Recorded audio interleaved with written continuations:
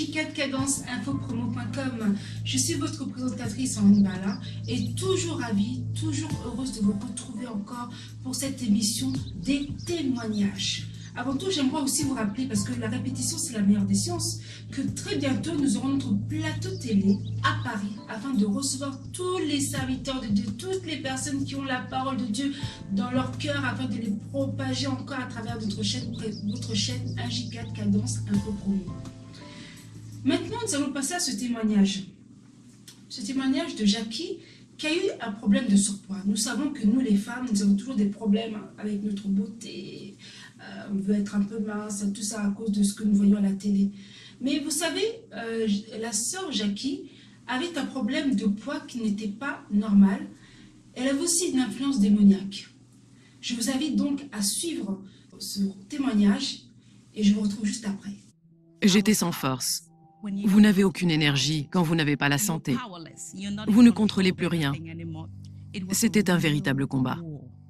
Jackie Ngomezia avait émigré d'Afrique aux États-Unis à la poursuite du rêve américain. Après tous ses succès, elle n'avait jamais imaginé voir sa vie finir en quelques heures à cause d'une virulente bactérie mangeuse de chair.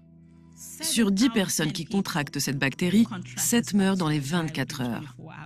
Ses ennuis de santé trouvaient leur origine dans les problèmes d'obésité de sa famille. J'avais été obèse toute ma vie, mais là c'était de l'obésité morbide. À 36 ans, je pesais 121 kilos pour seulement 1,52 m. J'ai essayé tous les régimes possibles et imaginables, sans résultat. Jackie étudia pour devenir infirmière aux États-Unis. Après l'obtention de son diplôme, son rêve devint réalité. J'ai commencé à gagner beaucoup d'argent. Grosse voiture, grande maison, vêtements de marque. C'était tout ce dont j'avais rêvé. Je me sentais heureuse, j'étais aux commandes de ma vie. Elle se maria avec Henri, un chrétien avec qui elle fréquenta une église. Mais son poids était un handicap pour sa santé et sa carrière. Je ne pouvais plus monter d'escalier, je ne pouvais plus marcher, je me retrouvais en apnée, je ne pouvais plus respirer. J'ai eu le sentiment que si je ne faisais pas un changement drastique, je n'en aurais plus pour longtemps. Le médecin de Jackie lui conseilla un chirurgien de renommée mondiale travaillant au Brésil pour un pontage gastrique. Là-bas, l'opération coûterait la moitié du prix pratiqué aux États-Unis. Mais Henri n'était pas certain que cette solution fût la meilleure. Henri s'inquiétait beaucoup. Il était même tout à fait contre cette opération. Je lui ai dit, c'est ton choix, et ce fut tout. Mais cela ne voulait pas dire que je ne la soutenais pas. Elle prit un vol pour le Brésil et se fit opérer. Peu après, son corps fit un rejet. J'ai commencé à avoir des effets secondaires suite à cette opération, de fortes nausées, des vomissements. Au cours de l'année qui suivit, je suis allée 9 fois aux urgences. Ma santé se détériorait. Tout comme son rêve américain. Pendant tout un temps, je n'ai pas pu travailler. La voiture a été saisie, nous avons perdu la maison que j'avais achetée et nous avons dû chercher un logement plus petit. Le poids de Jackie descendit à 40 kg. Elle fut à nouveau hospitalisée. Je suis tombée gravement malade, de déshydratation et malabsorption. Les médecins décidèrent de pratiquer une révision de mon opération afin de me redonner une santé.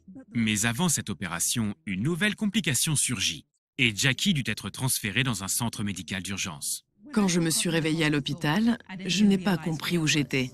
J'ai vu Henri près de moi et les médecins lui avaient dit qu'il n'était pas certain que je survive parce que j'avais contracté une bactérie mangeuse de chair appelée fasciite nécrosante. La bactérie avait déjà mangé 36% de la chair de Jackie et ses organes étaient au bord de la défaillance.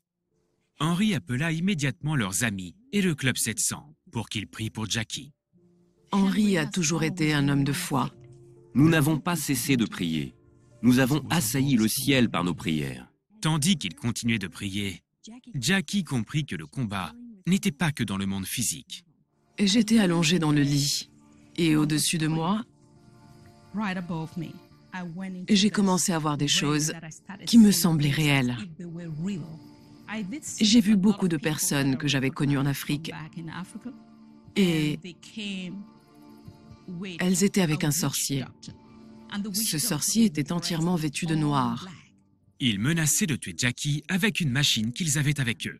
Ils mettaient leur machine en route et quand la machine pompait, je ressentais des douleurs en divers endroits de mon corps. Cela a duré et duré sans arrêt. Était-ce réel? C'était en tout cas un véritable tourment. Les visiteurs démoniaques tourmentèrent Jackie pendant 3 jours d'agonie et de douleur. J'ai fait une insuffisance rénale. Si vous aviez vu les blessures que j'avais depuis l'entrejambe jusqu'aux hanches, vous n'auriez pas cru que je pouvais survivre. J'aurais dû être amputée. On aurait dû me couper les jambes ou faire quelque chose. J'ai entendu une petite voix douce qui me disait de proclamer le sang de Jésus. Je ne savais pas ce que signifiait le sang de Jésus, mais je me suis dit, soit je le proclame et je vois si ça marche, soit je ne fais rien et je meurs. Les adeptes du vaudou n'abandonnèrent pas. Ils me combattaient. Je répétais sans cesse, le sang de Jésus, le sang de Jésus. L'un après l'autre, ils laissèrent la machine et partirent.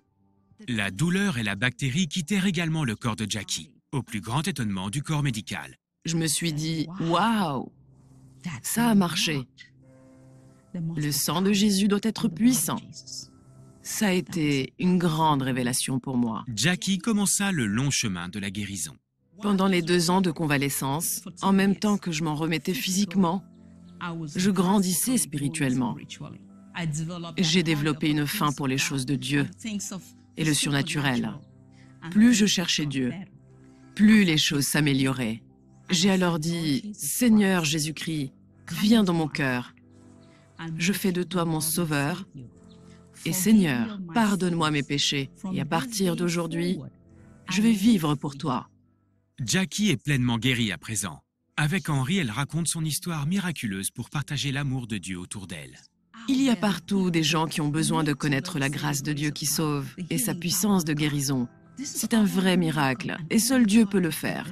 Seul Dieu peut faire l'impossible. Vous devez absolument connaître ce Dieu qui guérit. Essayez par vous-même. Vous le verrez intervenir et faire de grandes choses pour vous. Il a porté toutes nos maladies et c'est par ce meurtre sûr que nous sommes guéris. En suivant Jésus-Christ, nous avons tous les bénéfices. Nous devons entretenir une relation intime avec Dieu. Nous devons garder la foi, l'espérance et l'amour en nous. Et en croyant au Seigneur Jésus-Christ, nous ne serons jamais déçus. Notre émission est terminée.